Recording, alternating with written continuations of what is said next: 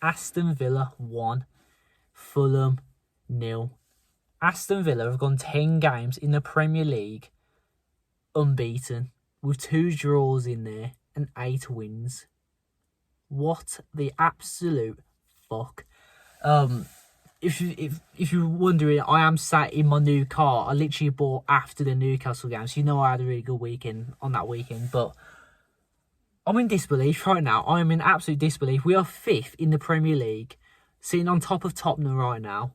You know, it's a bit of a weird one because obviously you got Brighton playing tomorrow night against Nottingham. But I think if Brighton win, they're still 2 points below us, so we basically stay where we are regardless. But I'm just so proud of the team. Just really happy we've got this manager here, because if you're watching a game, you saw how animated he was on the touchline, and that's what we were crying out for. You know, under the last manager we had, we just got none of that. But with this one, he's just a genius, and he's just a bloody genius. Talk about the game then. It was nice to see Martinez back in the starting lineup.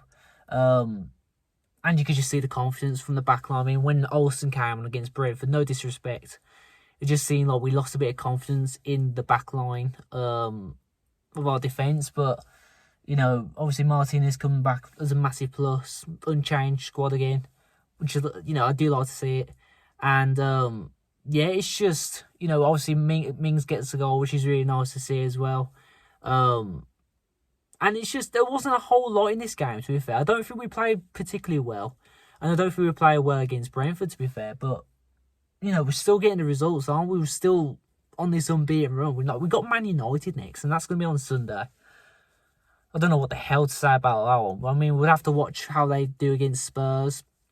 I think it's fair to say already they're going to beat Spurs. I'd say about 2-0. Because Spurs are obviously on a really...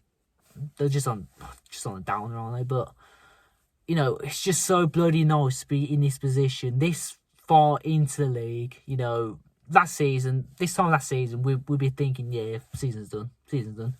But we've got something to play for now. And obviously, you know, Champions League, it was just never in the picture. But fighting for, you know, Europa League now, that's just what we've got to do, ain't we? I mean, I'm still saying Conference League, absolutely. Top 10, absolutely. But, you know, the way we're playing, the way we're grinding results out, tactically and everything, you can just see everything. You can see it, all the little details now coming into place. And, you know, I'll say again, we didn't play well tonight. I thought we were the better team. And I think one of the key reasons, you know, Fulham aren't looking that great at the moment is Mitrovic, let's be honest. He's a really decent striker, someone you want in your team, and, you know, obviously they ain't going right now. They're going to lack a few goals, aren't they? But, you know, I think this game against Man United now it's going to be very interesting. I mean, if you know, we're sitting on 54 points right now. Say if we win that one, 57, I think we'd just be 2 points below Champions League. But we need to just keep this run going.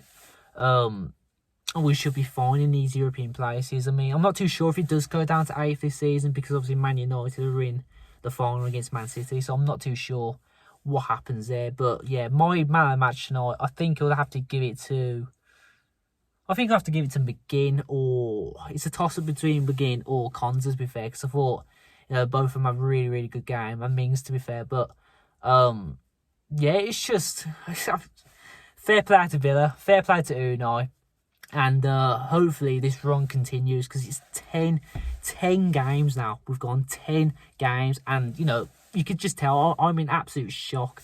But, you know, at the end of the day, I think it's fair to say we've definitely got top 10. So yeah, thanks for watching the video, guys.